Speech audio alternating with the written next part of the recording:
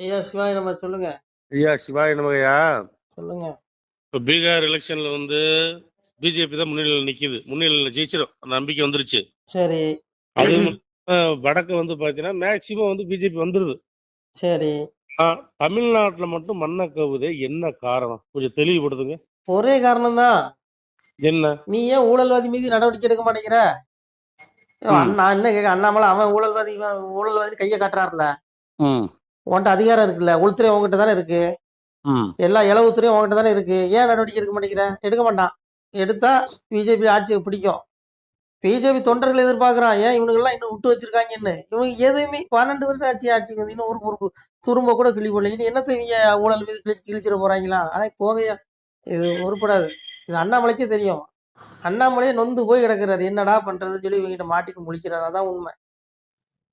எத்தனை வித கையை காட்டுறாரு அண்ணாமலை. ஏன் நீ நடவடிக்கை எடுக்க மாட்டேங்கிற? ஒண்ணு திறமை இல்லாத நபர், ஒண்ணுமே தெரியாத நபர்கள் எல்லாம் அமைச்சராக்கி விட்டுற. எல்முருகன் அமைச்சராக்கி என்னத்தை பண்ணிட்டாரு? தமிழ்நாட்டுக்கு என்னத்தை பண்ணிட்டாரு சொல்லுங்க. ஒண்ணும் கிடையாதுயா. உங்க திறமையான, இங்க பாரு, பிஜேபி பொறுத்தவரை திறமையான ஆளுங்களுக்கு பதவி கொடுக்க மாட்டான். பொதுவா புரிஞ்சுங்க. அரசியலை பொறுத்தவரை நல்ல சால்ற அடிக்க தெரியணும், நல்ல ஒருத்தனுக்கு காலை அமுத்தி விடணும், நல்ல எப்படி சொல்றது, அடிமை வேலை பண்ணான்னா உனக்கு பதவி கிடைக்கும். நீ எதுவுமே பேசக்கூடாது, உனக்கு எந்த திறமையும் இருக்கக்கூடாது, நீ கோமாளியா இருக்கணும், எதுவுமே உனக்கு தெரியக்கூடாது. அப்பதான் உன்னை கைக்குள்ள வச்சுக்குவானுங்க. ஏன்னா திறமசாலியெல்லாம் கொண்டு வந்து வச்சுக்கோ. அண்ணாமலை நாளைக்கு உள்துறை அமைச்சர் ஆக்குனா அமித்ஷா பதவி காலியாகி போயிடும். 1 மணி நேரத்துல காலி பண்ணிடுவாரு அமித்ஷா பதவியை. இப்பவே அவர் பதவி காலியாகி போச்சு ஆல்ரெடி. இப்போ ஒண்ணும் இல்ல, அண்ணாமலைன்னு மேடையில ஒரு வார்த்தை சொன்னா அங்க கரகோஷம் கரவொலி எல்லாம் அடங்குறது, விசிலிச்சத்தை அடங்குறதுக்கு 10 நிமிஷம் ஆகுது. ஒரு காலத்துல அமித்ஷா பாஜக மேடையில ஏறினா இந்த சம்பவம் நடக்கும், கை தட்டுவாங்க, விசில் அடிப்பாங்க, அவ்வளவுதான். இப்போ எல்லாம் அண்ணாமலை பக்கம் போயிட்டாங்க. அதனாலே அவருக்கே பொறாம இருக்கலாம் என்ன பொறுத்தவரையில. அவருக்கே பொறாம இருக்கலாங்க, அண்ணாமலையுடைய வளர்ச்சி மீது அவருக்கே பொறாம. அதனால புரிஞ்சுக்கோங்க, இவங்க ஊழல்வாதி மேல நடவடிக்கை எடுத்தாங்கன்னு வச்சுக்கோ, கண்டிப்பா தமிழ்நாட்டு மக்கள் ஓட்டு போடுவாங்க. எதுவுமே பண்ண மாட்டேங்கிறாங்க, ஊழல்வாதிகள் கூடயே கை கோர்க்கிறாங்க. அப்படி எப்படியா உருப்படும் சொல்லுங்க? நீ வெறும் தீவிரவாதியை மட்டும் ஒழிச்சிட்டா போதுமா? தீவிரவாதி ஒரு 1000 பேரை கொள்றான்னு வச்சுக்கோ, அந்த ஊழல்வாதி 1 லட்சம் குடும்பங்களை கொள்ளுவான். ஏன்னா இவன் ஊழல் பண்ணிட்டு போயிட்டான்னு, அந்த குடும்பம் வறுமையில வாடும், பசியில சாவும், சரியான மருத்துவம் கிடைக்காது, சரியான கல்வி கிடைக்காது, வறுமையிலே வாடி செத்து போயிடுவான். தீவிரவாதியை விட மோசம் ஏன் ஊழல்வாதி. இது ஏன் இவனுங்களுக்கு தெரிய மாட்டேங்குதுன்னு எனக்கு தெரியல. ஒண்ணு புரிஞ்சுக்க, அங்க நாற்காலியில உட்கார்ந்ததுக்கு அப்புறம் அவங்களுக்கு சுகம் வந்துடும், ஒரு எஸ்கார்டு, ஒரு Z+ பாதுகாப்புகளோட எல்லாம் கிடைச்சிரும். நல்ல சம்பளம், நல்ல தீனி, மக்கள் வரிப்பணத்துல ஜாலியா சுத்தலாம். இதெல்லாம் வரும்போது அவனுக்கு ஏழையாவது வெங்காயமாவது எதுவுமே என்ன தோணாதியா, எந்த கட்சிக்காரனுக்குமே தோணாது. நம்ம நினைச்சோம் நம்ம கட்சி ஏழை பங்காளன் அப்படின்னு நினைச்சோம். ஒரு மண்ணங்கட்டி இல்ல. யோகி ஆதித்யநாத் வரணையா வந்தாதாயா இதுக்கெல்லாம் ஒரு முடிவு கிடைக்கும். யோகி ஆதித்யநாத் பிரதமர் ஆகட்டும், தமிழ்நாட்டுல பிஜேபி மலருதா இல்லையான்னு பாக்கலாமா? கண்டிப்பா மலரும். அதனால இங்க புரிஞ்சுக்கோங்கய்யா, இவங்க எல்லாம் நம்பி ஒரு மண்ணாங்கட்டி நடக்காது. எப்ப இங்க மண்ணுக்குள்ள கூட வராது, ஒரு மண்ணையும் கவ முடியாதுங்க, புரிஞ்சுக்கோங்க. மண்ணை வேணா கவலாம், விடக்கூடாது. என்னையா இங்க 1 மணி நேரத்துல ஒரு ஊழல்வாதின்னு சொல்ற KN நேரு இத்தனை கோடி ஊழல்வாதி பண்ணிட்டான்னு சொல்ற, ஏன் உன்னால நடவடிக்கை எடுக்க முடியல? மத்திய அரசாங்கம் தானே, நீ உங்கள்கிட்ட எத்தனை துறை இருக்குது, ஏன் நடவடிக்கை எடுக்க மாட்டேங்கிற? எதுக்கு எடுக்க மாட்டேங்கிற? ஏன் உன்னால முடியாதா? அப்ப விட்டுட்டு போயிரு, யோகி கையில ஆட்சி கொடுத்துருங்க, யோகி பிரதமர் ஆக்கிருங்க. யோகி பிரதமர் ஆகட்டியா, குண்டு வைக்க கூட பயப்படுவான். வைப்பானுங்களா அவனுக்கு குண்டு? இப்படி வச்சிருவானா? வாழை நறுக்கி சுண்ணாம்பு வச்சு விடுவாரு. இவரு உங்க பாருங்க, ரொம்ப மோடி ரொம்ப மென்மை போக்கு, எனக்கு பிடிக்கவே இல்லை. பிஜேபி தொண்டர்கள் எவனுக்குமே பிடிக்கல. இவ்வளவு மென்மை போக்கு ஆவாதியா? அதுவும் திமுக மேல ரொம்ப ரொம்ப மென்மை போக்கு. என்ன கரிசனம்! ஐயோ! ஆனா போக, இவங்க ஒரு நாளும் இவங்க ஆட்சி பிடிச்சிட மாட்டானுங்க தமிழ்நாட்டுல. கடைசி வரைக்கும் கத்திக்கிட்டே சாக வேண்டியதான் நம்மலாம். அதனால திறமசாலிக்கெல்லாம் இங்க இடமே இல்லையா. இதனாலதான் மண்ணை கவுது. புரியுதா உங்களுக்கு? கனிமொழிய சமாதான தூதுக்கு அனுப்புறாருயா மோடி. இப்ப நடந்துச்சுல்ல, அந்த ஒரு சில 2 நாள் யுத்தம் பண்ணாங்கல்ல, அந்த யுத்தத்துக்கு ஒவ்வொரு நாடுகளுக்கா ஒரு டீம் அனுப்புனாங்க எம்பிக்கள். அதுல கனிமொழி எம்பி சமாதான தூதுக்கு அனுப்புறாரு மோடி. அப்ப திமுகவுக்கு இவங்களுக்கு புரிஞ்சுக்க, இவங்க எல்லாம் ஒன்னாதான் இருக்காங்க, தொண்டர்கள் தான் அடிச்சுட்டு சாகுறான். புரிஞ்சுக்கோ, ஏவலாத வேலை இதெல்லாம். நான் புரிஞ்சுக்கங்க, என்ன நடக்குன்னே தெரியல. சமாதான தூது அனுப்புறாரு, கனிமொழி அனுப்புறாரு. கனிமொழி தலைமை ஒரு டீம் போனாங்களா இல்லையா? ஒவ்வொரு நாடா போனாங்க. போய் நாங்க சரியாதாங்க சுட்டோம், நாங்க சரியாதாங்க நாங்க நியாயமா தாங்க தாக்குதல் நடத்துறோம்னு சொல்லி சொல்றதுக்கு அதுக்கு கனிமொழி அனுப்பியிருக்காரு நம்ம ஐயா. அப்புறம் போங்கய்யா, நீங்க எல்லாம் ஒற்றுமையா தான் இருக்காங்க. நீங்க எல்லாம் நம்மள மாதிரி விவரம் தெரியாதவன் தான் மோதிக்கிட்டு இருக்கோம் இவங்கள மேல. எதுக்கு?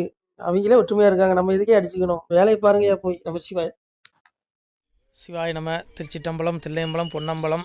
சிவாய நம. உறவுகளே, சிவ அன்பர்களே, தற்போது தாங்கள் இந்த வீடியோவில் பார்க்கக்கூடிய இடத்துல ஒரு சிவாலய திருப்பணி ஒன்று நடந்து கொண்டிருக்கிறது. இந்த இடத்துல பார்த்தீங்கன்னா முன்பு ஒரு காலத்தில் வந்து ஒரு சிவாலயம் இருந்திருக்குது. அதாவது இந்த ஏரியா வந்து இப்போ வந்து ஒரு தென்னை மரங்கள், பனை மரங்கள் சூழ்ந்த காடாக இருக்கிறது. முன்பு ஒரு காலத்தில் இங்கே ஒரு ஊர் இருந்ததாக சொல்கிறாங்க. ஆனால் இப்போது சுற்று வட்டாரத்தில் 5 கிலோமீட்டர் சுற்றுலாவில் ஊரே கிடையாது, காடு. இப்போ இந்த இடத்துல ஒரு சிவாலயம் வந்து அமையிருக்கிறது. இந்த சிவாலயத்தில் வந்து இருந்த அந்த சாமியுடைய திருமணியை வந்து எடுத்து வச்சிட்டோம். திருப்பணி முடிஞ்சதுக்கப்புறம் பிரதிஷ்டை பண்ண இருக்கிற உறவுகளே, தற்போது இந்த வீடியோ பார்க்கக்கூடிய உறவுகள் தங்களால் முடிந்தால் ஒரு சின்ன உதவி செஞ்சு கொடுங்க. எங்கள் இடத்துல பொருளாதாரம் இல்லை, அதனால் பார்த்திங்கன்னா அந்த வேலையெல்லாம் அப்படியே நின்று போச்சு. பாருங்கள், இந்த அப்படியே பாதியிலே நிற்கிது இந்த சிவாலய திருப்பணி வந்து. பக்த கோடிகள், அன்பு உள்ளங்கள், தயவுசெய்து நீங்கள் உதவி செய்ய விருப்பமுள்ள உறவுகள் உதவுங்க. உங்களுக்கு கோடி புண்ணியம் கிடைக்கும். இந்த சாமியோடைய அருள் அனுகிரகம் உங்களுக்கு கண்டிப்பாக கிடைக்கும். இது வந்து ஒரு புகழ்பெற்ற சிவாலயம்னு கூட சொல்லலாம். சாமியோட திருமணியை எடுத்து வச்சிட்டோம். இந்த இடத்துல பார்த்திங்கன்னா ஒரு வாசி தண்டம் இருக்குது. அந்த காலத்தில் ஒரு முனிவர் யாரோ தவம் செஞ்சுருக்காங்க. அவங்களுடைய வாசி தண்டம் அவர் திருக்கரங்களால் எழுதின ஓலைச்சுவடி கூட இன்றும் இருக்குது, இன்னும் பாதுகாக்கப்பட்டு வருது. அது கோயில் திருப்பணி முடிஞ்சதுமே அதையும் நாங்கள் அந்த வழிபாட்டுக்கு வச்சுடுவோம். இந்த சிவாலய திருப்பணி வந்து சாமி திருநாமம் வந்து முக்தீஸ்வரர் அப்படிங்கிற திருநாமத்தில் வழங்குறாரு. நெல்லை மாவட்டம் நாங்குநேரி தாலுகாவில் இந்த சிவாலயம் அமைய இருக்கிறது உறவுகளே. இந்த வீடியோ பார்க்கக்கூடியவங்க ஒரு 2 பேருக்காவது கொஞ்சம் ஷேர் பண்ணுங்கள். இந்த வீடியோ பார்க்கக்கூடிய யாராவது ஒரு சின்ன உதவி செஞ்சால் இந்த ஆலய திருப்பணி வந்து கண்டிப்பாக நாங்கள் வெற்றிகரமாக முடிச்சுடுவோம். பாருங்கள், அந்த வேலை எல்லாமே அப்படியே நிற்கிது. கல்லெல்லாம் இறக்கி போட்டிருக்கோம். இன்னும் நிறைய கற்கள் தேவைப்படுது. சுவாமியோடைய அந்த திருக்கோபுரம் பார்த்திங்கன்னா லிங்க வடிவிலே அமைக்க இருக்கிறோம். உதவுங்கள் உறவுகளே. உங்களுக்கு அப்பா சிவபெருமானுடைய அருள் நிச்சயம் கிடைக்கும். எம்பெருமான் சொல்வான், வாழுவீர் தாழ்வில்லாமல் மக்களும் கிளைகள் கொஞ்சி நாளுமே மகிழ்ச்சியை கூர்ந்து நலமுடன் வாழும்போது நீளுமே எனது செங்கோல் நீதியும் நெறிபோல் வந்து ஆளுமே உங்கள் தன்னை அன்புடன் அலையாவண்ணம். உங்களை எம்பெருமானுடைய அப்பாவுடைய திருவாசகத்தாலேயே வாழ்த்துறோம் உறவுகளே. ஆணுடன் பெண்ணும் பெற்று அதிகமாய் செல்வமாகி தானுடன் நினைவுமுற்று தர்மமும் நெறியும் கற்று வேணும் நீள் காலமெல்லாம் வெள்ளியர் உடனே வாழ்ந்து போனுதல் கமலநாதன் பொற்பதம் பெற்று வாழ்வீர். அந்த ஈசனுடைய பொற்பதம் நிச்சயம் கிடைக்கும். உங்களுக்கு இகத்திலும் சுகம், பரத்திலும் சுகம். உங்களுடைய கர்ம வினைகள் மன்னிக்கப்பட்டு உங்களுக்கு நிச்சயம் மோட்ச வீடு கிடைக்கும். இகத்தில் பூரண ஆயுளுடன் நோய் நொடி இல்லாமல் வாழ்ந்து நீங்கள் பரவாழ்வும் பெறுவீர்கள் உறவுகளே. மக்களே, நீங்கள் எல்லாம் வாழ்பொன்னம் பதியிற் சென்று முக்கியமான யுகநில மதிலே தன்னால் கக்கிய பொன்கள் ஸ்வர்ணம் கைமணம் குளிர அன்னம் பொக்கிஷம் நிறைய வைத்து புகழ உண்டு இனிதாய் வாழ்வீர். இந்த இகவாழ்வும் பரவாழ்வும் உங்களுக்கு சுகப்பட அப்பன் ஈசனர்களால் வாழ்த்துகிறோம். இந்த திருப்பணிக்கு உதவி செய்ய ஒரு ஜிபே எண் சொல்கிறோம். இந்த எண்ணில் நீங்கள் உதவலாம். நீங்கள் இந்த எண்ணிலே நீங்கள் தொடர்பு கொள்ளலாம். ஜிபே, ஃபோன்பே, வாட்ஸ்அப் எல்லாம் இந்த நம்பர் தான். 93 85 44 31 06 93 85 44 31 06. இந்த எண்ணில் நீங்கள் உதவலாம், தொடர்பும் கொள்ளலாம். வாட்ஸ்அப்பு இந்த எண்ணு தான், ஜிபே இந்த எண்ணு தான் உறவுகளே. முடிந்த அளவுக்கு 2 பேருக்காக ஷேர் பண்ணுங்கள். இந்த வீடியோ பார்க்கக்கூடிய யாராவது ஒருத்தர் சின்ன உதவி, நீங்கள் வந்து பெரிய அளவில் செய்யணும் கூட, நீங்கள் ₹1 நீங்கள் தந்தாலும் மனசார வேண்டி ஏற்றுக்கிறோம் உறவுகளே. உதவுங்கள். முடிஞ்ச அளவுக்கு ஷேர் பண்ணுங்கள். நன்றி. சிவாய நம. திருச்சிட்டம்பலம், தில்லையம்பலம், பொன்னம்பலம். உறவுகளே, நம்ம இந்த இடத்துல வாழ்ந்து மறைந்த ஒரு சித்த மகாபுருஷர் பயன்படுத்திய பல 100 ஆண்டுகளுக்கு முன்பு உள்ள வாசி தண்டம் ஒரு சித்த மகாபுருஷர் பயன்படுத்தியது.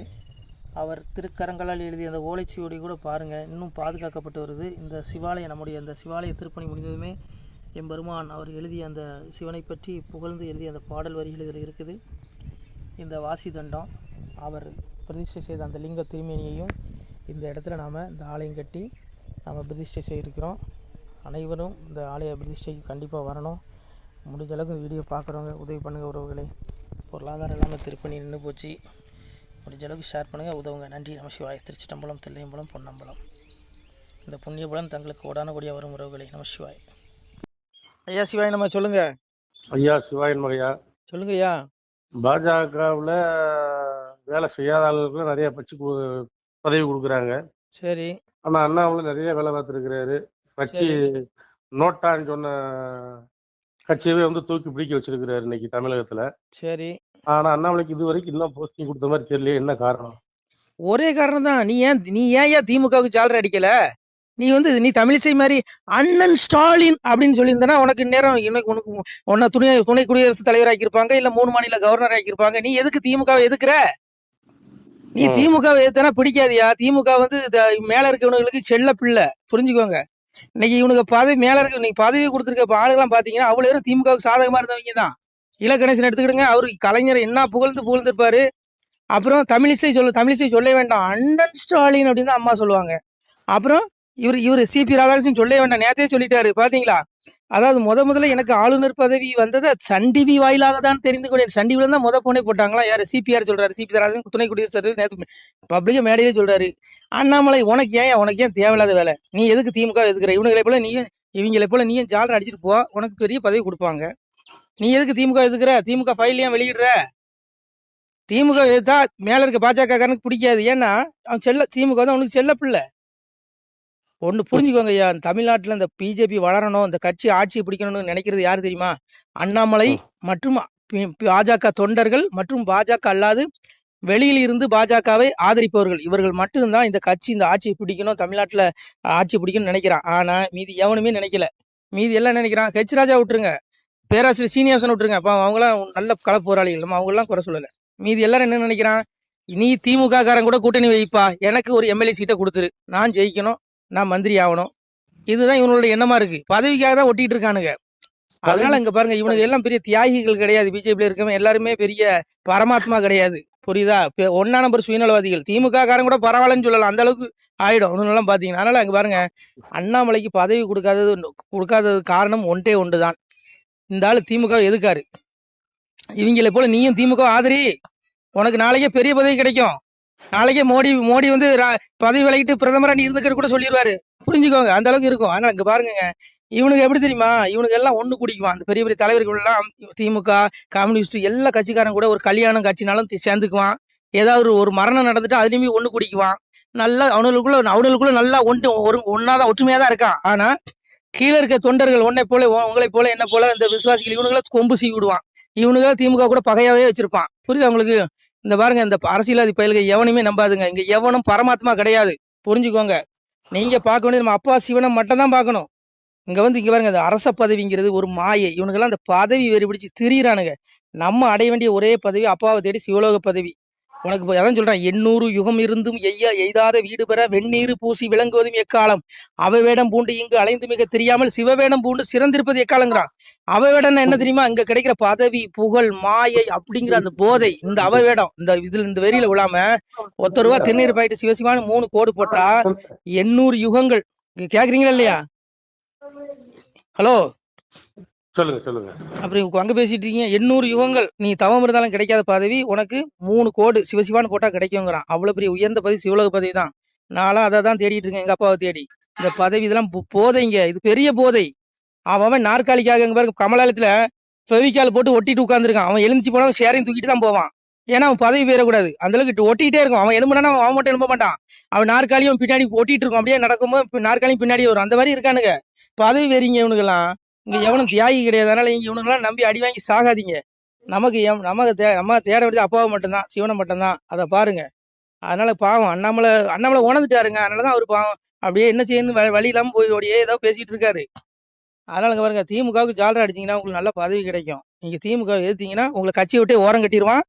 அப்புறம் பாத்துக்கோங்க, கட்சி விட்டு ஓரம் கட்டிடுவான். இன்னும் கொஞ்ச நாள்ல இப்போ என்ன பாதுகாப்பு கொடுத்துருக்கான் அண்ணாமலைக்கு? என்ன இசட் பாதுகாப்பா? அதையும் பாருங்க கொஞ்ச நாள் தூக்கிடுவான். அதுக்கும் தூக்குறதுக்கு இவனுக்கு பிளான் பண்ணிடுவான். எங்க திமுக மன்னிக்கணும், அங்குள்ள பிஜேபி தலைகள் 1-2 இருக்கான். அவர் எப்படா இந்த கட்சி விட்டு போவாருன்னு பாத்துட்டு இருக்கான். அதனால புரிஞ்சுக்கோங்க ஐயா. இங்க பாருங்க, இந்த கலியுக வாழ்க்கை மாயை, இந்த பதவிங்கிற கூந்தல் மாதிரி அண்ணாமலை சொன்னாரு, உண்மை. இங்க பாருங்க, நம்ம வந்ததே அப்பாவை தேடி மோட்சத்தை அடைகிறதுக்கு தான். நம்ம இங்க இந்த அரசியல் கட்சிக்காரன் பின்னாடி எல்லாம் போய் நமக்கு சல்லி பைசாக்கு பிரச்சனை இல்லை, திருந்துங்க. ஏன்னா எப்போ என்ன நடக்குன்னு தெரியாது. நம்ம நினைக்கிறோம் நம்ம வாழ்க்கையில நல்லாவே போயிட்டு இருக்கும் நம்ம நினைப்போம், கிடையாது. இந்த மனிதனுடைய வாழ்க்கையில எப்ப வேணாலும் சுனாமி வரும், எப்ப வேணாலும் புயல் வரும், என்ன வேணாலும் நடக்கலாம், மரணமும் கூட. அதனால அழைப்பு அங்கிருந்து வரும். நம்ம அதுக்குள்ள அப்பாவை தேடி மோட்சத்துக்கு போனோம். அதான் அப்பா சொன்னாரு, அச்சு தேரு ஓடியும் முன்னே ஆண்டி வேலை செய்திடுங்கண்ணா. இந்த உடம்பு தேர்ந்து அச்சு உடஞ்சி மண்ணுக்குள்ள பிறகு ஆண்டி என்ன வேலை செய்வான்? ஆண்டி மோட்சத்துக்கு உண்டான வெளியே தேடுவான். அதை தேடுங்கன்னு தான் பகவான் சொல்றான். நீங்க அதை விட்டுட்டு இவன் பதவி வந்துருவானா அவன் பதவி வந்துருவாங்க பாருங்க, இதெல்லாம் மாயைங்க. பதவிங்கிறது மிகப்பெரிய போதை. இதுல விழுந்தவன் எவனும் எழும்பவே மாட்டான். அவன் நரகம்தான் அவனுக்கு. புரியுதா உங்களுக்கு? அதனால அண்ணாமலை வந்து சிங்கங்க. அது பகவான் எங்க அப்பா அன்னைக்கே சொன்னான், இந்த கலியுகத்துல எப்படி வருவாராம் சாமி, அதாவது கூட படைகளை கூட்டிட்டு வர மாட்டாராம். ஆனா அந்த கலிப்பயல்களோட குறும்பு அடக்குவாராம். சாமி சொன்னான், கூட படைகள் ஒன்றில்லாமல் குறும்பை அடக்க வந்தவராம், சாட தலையாரி ஒன்றில்லாமல் சதைக்க வந்தாரோ கலிதனையும். யார்? அன்னை கலைவாணி பாடுற கல்வி கடவுள் இருக்காரு சரஸ்வதி, அவ தாளாட்டுறா சாமிய. அதாவது இறைவன் எப்படி வருவானா, கூட படைகளை கூட்டிட்டு வர மாட்டானா, ஒரு மனிதனை சிங்களன்னு அத்தனை பயிலையும் கதற விடுவானா. இன்னைக்கு பாருங்க அண்ணாமலை ஒருத்தன் தனி மனிதன், அவன் பின்னாடி பிஜேபி கட்சியும் கூட இல்ல சொல்லப்போனா. ஆனா தனியா இன்னைக்கு பாருங்க மொத்த திமுக எவ்வளவு பெரிய மந்திரிகள் எவ்வளவு பெரிய ஆளுகள் எல்லாத்தையும் கதற விடுறாரு, தூக்கம் இல்லாம ஆக்கிட்டாரு. இது இறைவனோட அவதாரமா கூட இருக்காளாங்க. நான் சொல்லல, சாமி சொல்றான் பாருங்க, கூட படைகள் ஒன்று இல்லாமல் குறும்பை அடக்க வந்தாராம். குறும்புனா என்னுடைய அகங்காரத்தை அடக்க வந்தாராம். வரும்போது எந்த படையும் கூட்டிட்டு வர மாட்டாராம். அன்னைக்கு கிருஷ்ணா வரும்போது கூட ஒரு சேனை வச்சிருந்தாரு, படைபலம் வச்சிருந்தாரு, நாராயணி சேனைன்னு. இங்க ஒண்ணும் கிடையாது, மனுஷன் ஒத்த மனுஷங்க மொத்த பேர் கண்ணிலையும் விரல விட்டு ஆட்டுறானா, அதுதாங்க இறைவனோட அவதாரமா கூட இருக்கலாங்க. புரியுதா உங்களுக்கு? அதனால இவனுடைய குறும்பு அடக்க வந்தது இறைவனா கூட வந்து அனுப்பிச்சு விட்டுருக்கலாம். அதான் சாமி அன்னைக்கு எங்க அப்பன்னு சொன்னான், இந்த கலியுகத்துல இந்த பாவிகளுடைய அக்கிரமத்தை அடக்க என்னுடைய தூதன் அனுமனை அனுப்புவேன்னா. சாமி அதான் சொன்னான், நல்ல நினைவோர்க்கு நாள் எத்தனை ஆனாலும் பொல்லாது வராது புவி மீதில் வாழ்ந்திருப்பார், நாட்டில் ஒரு அனுமன் நல்லவனை நாணயச்சி கோட்டி சேர்ந்துரைப்பேன் கோமகனை உண்காலம். அனுமன் அனுப்பிவிட்டு இந்த பயல்களுடைய குறும்பு தனத்தெல்லாம் ஒடுக்குவாரான். ஏன் அனுமனுடைய அவதாரமா இருக்கக்கூடாது அண்ணாமலை சொல்லுங்க? நான் சொல்லல, சாமி சொன்னது. இந்த கலியுகத்துல இவனுலாம் இந்த ஆட்சியாளர்கள்லாம் எப்படி தெரியுமா, பதவி உனக்கு எனக்குனே அடிச்சுக்குவானுங்களாம். நீங்க அடிச்சுட்டு கிடக்கான்ல, இந்த காலத்துல என்னுடைய தூதுவன் அனுப்பினாரு சாமி. நீ இருக்கா இல்லையா? சாமி அதான் சொன்னா, முறை தப்பி ஆண்ட முகடன் வெறுநீசன் குறை நோவு கொண்டு கூடி இறப்பான் உன் காலம், அதிலே சில பேர் அரசு பதவி உனக்கு எனக்கெனவே விதியை அறியாமல் வெட்டி கொண்டே மாழ்வன். பதவிக்காக வெட்டிட்டு சாகுறானுங்க, சட்டசபைக்குள்ள அடிச்சுக்கிறான், சண்டை போட்டுக்கிறான், பார்லிமெண்ட்ல டேபிள போட்டு உடைக்கிறான். என்னையா இது? இதாயா களி கொடுமை? அதான் சாமி அன்னைக்கு சொன்னான், இந்த கலியுகத்துல எப்படி இருக்குமா, சங்க கூட்டம் இல்லையடா சரச கூட்டம் இக்களியில் கொம்பன் குழு வென்றறியாமல் குதி போடுகிறார் இக்களியில். எப்ப பவன் பரம்பொருள் சொல்றான், களியில சங்க கூட்டம் இருக்காது, சரச கூட்டம்னா. இவனுங்கெல்லாம் என்ன அமைதி ஆட்சி பண்றானுங்களா சொல்லுங்க? ஒருத்தனுக்கு ஒருத்தன் அவன் இவனை குறை சொல்றான், இவன் அவனை குறை சொல்றான். என்னமா இவனு எல்லா பையனும் யோக்கியமா இருங்க பாருங்க, எவனும் யோக்கியம் கிடையாது, எல்லாம் பதவி வரி பிடிச்சவனுக்கு தான். இல்ல திமுக காரன் என்ன, பிஜேபி காரன் என்ன சொல்லுங்க? ஏதோ அண்ணாமலை மட்டும் தனியா வந்தாரு, பதவி ஆசை வேண்டான்னு அவரையும் ஓரம் கட்டிட்டானுங்க. இதாங்க நடக்கும், புரிஞ்சுக்கோங்க. இங்க எவனும் யோக்கியம் கிடையாது. சாமி எதுவும் சொல்றாரு, அன்னைக்கு மன்னராட்சியில அரசபைன்னு அப்படி இருந்து சங்க கூட்டம், ஒரு ஒரு குண்டூசி விழுந்தாலும் சத்தம் கேட்கும், அவ்வளவு அமைதியா பொறுமையா என்ன நாட்டுனாரோ என்னங்கிறத எடுத்துரைப்பாங்களாம். இன்னைக்கு இருக்குதா? இவன் அவனை குறை சொல்றான், அவன் இவனை குறை சொல்றான், எவன் ஏன் யோக்கியம்? கலியுகத்துல எவனும் ஹலோ சொல்லுங்க சொல்லுங்க.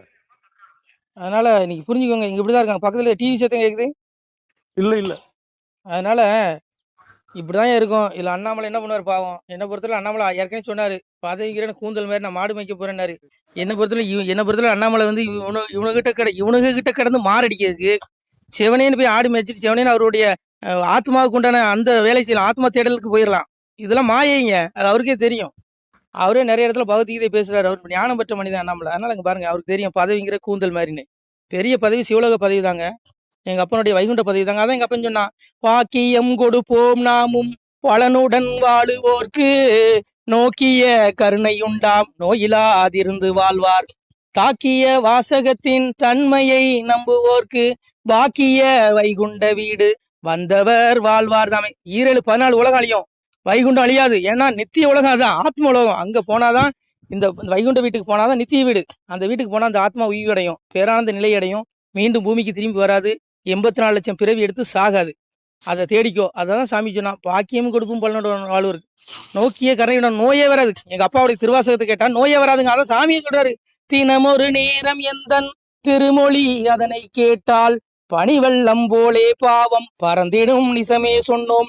கனிமொழி சோதிவாக்கும் கையெழுத்தாதி நோக்கும் துணிவுடன் கேட்டோருற்றோர் தொலைத்தனர் பிறவிதானே. உன் பிறவி தொலைஞ்சிரும். நீ சிவன் கோயில போய் உருண்டு கும்பிடாண்டான், பெருமாள் கோயில போய் புரண்டு கும்பிடாண்டான். எங்க அப்பாவுடைய திருவாசகத்தை உனக்கு பாட நேரலையா விட்டு காதுல கேளு. தினம் ஒரு நேரம் ஒரு திருமொழியை காதுல கேட்டாலே உன் பாவங்கள் மன்னித்து உனக்கு நித்திய வீடு, உனக்கு ஆத்ம விடுதலை கிடைச்சிடும். பெரிய விடுதலை. நீ இந்த இறப்புக்குரிய மண் உலகில இருந்து விடுபட்டுருவ. உனக்கு துன்பத்திலிருந்து விடுபட்டு பேரானந்த நிலைக்கு உன்னுடைய ஆத்மா எடுக்கப்படும். இல்லைன்னா நரகத்துல வந்து சாவுவீங்கடா சாமி சொல்றான். அதனால இங்க பாருங்க, இங்க வந்து மிக உயர்ந்த பதவி சிவலோக பதவி, வைகுண்ட பதவி தான். பிரதமர் பதவி கிடையாது. பிரதமர் பதவி போதை. அது வந்து எப்படின்னா இந்த பதவி வெறி, அந்த நாற்காலி பிடிக்கணுங்கிற போதை வந்துடும். யாரா இருந்தாலும் சரி, நானா இருந்தாலும் நீங்க போதை வந்துடும். சிஎம் பதவி அது அதை விட, மந்திரி பதவி அதை விட, எம்எல்ஏ பதவி அதை விட, கவுன்சிலர் பதவிக்கு அடிச்சுக்கிறாயா பதவி வெறியா. இதெல்லாம் மாயை வெறி, போதையை விட மோசமான வெறி பதவி வெறி. இந்த வெறியெல்லாம் விடணும். இந்த வெறியெல்லாம் விட்டு தொலைஞ்சிட்டு அப்பாவை தேடுங்க, உங்களுக்கு மோட்சம் கிடைக்கும். நம்ம பிறந்ததே மனித பிறவி எடுத்தது அரிய வாய்ப்பு. இந்த வாய்ப்பை விட்டுட்டோன்னு வைங்க, நம்ம ஆத்மா வீழ்ச்சி அடையும், நரகத்துல விழுந்து நாசமா போகும். நான் சொல்ல பகவான் சொல்றான், பாவி அவன் செத்து பஸ்பமாய் போனாலும் ஆவியை கண்டு ஆக்கினைகள் செய்துடுவான்டே. நீ 1000 கோடி ஊழல் பண்ணிடலாம், உன்னுடைய உடல் தாண்டா எரிக்கப்படும். உலகமே இருந்தாலும் ஆத்மா அழியாது. அந்த ஆவியாகி அந்த ஆத்மாவை நான் நரகத்துல நடு கேட்பேன். ஆக்கினை உண்டு, துன்பம் உண்டுங்கிறான். துடிக்கும் பொருளும் என்ன கொப்பரையில போடுவான், புழு நிறைந்த கடல்ல போடுவேங்கிறான். சாமியா தான் சொன்னான், வையகத்தில் கொலை களவு மாது சூது பிறன் மோகம் செய்யாத தீவினைகள் செய்த பேர்கள் உண்டுமானால் அகில கிடங்கில் வாழுகின்ற ஆளி புழுக்கு இறையாவீர். முன்கணக்கும் பின்கணக்கும் முதல் கணக்கும் நான் கொடுத்து கணக்கை எறிந்து விட்டேன். கனகவழி துரத்தி விட்டேன். வாழும் பள்ளி மேல வாசல் ஒன்றை அடைத்து விட்டேன். பட்டம் தனை ஏறுத்து அவர்களை பாராச்சிறை வைத்திடுவேன். யார் அப்பா சொல்றான், சிவபெருமான் சொல்றான். இந்த படுபாவிகளை, இந்த ஊழல்வாதிகளை, இந்த அரசியல்வாதிகளை, இந்த படுவாளி எந்த கணக்கும் பார்க்க மாட்டேன். ஏமன் பிடிச்ச சிங்காசனத்துக்கு முன்னாடி நிறுத்துமா, இடத்து கையில பிடிச்சி இந்த நாய்களை தூக்கி அப்படியே நரக வாயில வீசிட்டு கதவை மூடுவேங்கிறான். இவனுக்கு எவனும் தப்ப முடியாதுங்க. இதுல அண்ணாமலைக்கு இந்த பதவியே வேண்டாம் நான் சொல்லி, இதுல அரச பதவி பெரும் ஏங்க இது மோகங்க. இந்த பதவியே வேண்டாங்க. நீ பிச்சைக்காரனா கூட வாழ்ந்துடலாங்க. கோடீஸ்வரன் வாழ் நினைக்காதீங்க தயவுசெய்து. இந்த பதவி வெறி பிடிச்சி தப்பா நினைச்சிக்காதீங்க. ஆத்மாவை இழந்தீங்கன்னா 84 லட்சம் பிறவி ரஜசி பிள்ளையும் கத்வா கர்மசிங் ஜாயதே ததா பிள்ளைங்க தமசி மூடி ஜாயதேங்க அசுர யோனி 84 லட்சம் பிறவி எடுத்து பிறந்து சாகணுங்க. ஒரு பிறவில இந்த மனித உடல்ல இந்த ஜீவாத்மா என்ன பாடுபடுது, ஒரு நாளைக்கு எவ்வளவு வேதனை அனுபவிக்குது. அப்போ நீ 84 லட்சம் பிறவி எடுத்து செத்தன்னா எவ்வளவு வலி. மரணங்கிறது பெரிய ரணங்க. இறப்புங்கிறது சாகுறவனுக்கு அந்த வழி தெரியும். எப்படி இழுத்துக்கிட்டு எப்படி சாகும் பாத்திருக்கீங்களா? அதனால எங்க தாத்தா சாகும்போது கண்ணிலே பாத்துருக்கீங்க, இழுத்து வதச்சி செத்தாரு. அந்த மாதிரி தானே நம்மளும் சாக போறோம். 84 ஒரு பிறவிக்கே எப்படின்னா 84 லட்சம் பிறவி எப்படி சாகணும். அதனால இந்த பிறப்புங்கிறது ஆத்மா விடுதலை அடையலைன்னா நீ பிறவிக்குள்ள வந்துருவ. அதனால அப்பாவை தேடு, உனக்கு மோட்சம் கொடுக்கறதுக்கு ரெடியா இருக்கான். பரமாத்மாவை தேடிக்கோ. இதெல்லாம் மாயங்க. இது அண்ணாமலைக்கே தெரியுங்க. அதனால இங்க பாருங்க, இங்க எவனுமே இங்க பிஜேபி காரன் எவனும் பரமாத்மா கிடையாது. புரிஞ்சுக்கோங்க. நானும் சேர்த்து, நானும் பிஜேபி காரன் தான். நமச்சிவாய. திருச்சிட்டம்பலம்.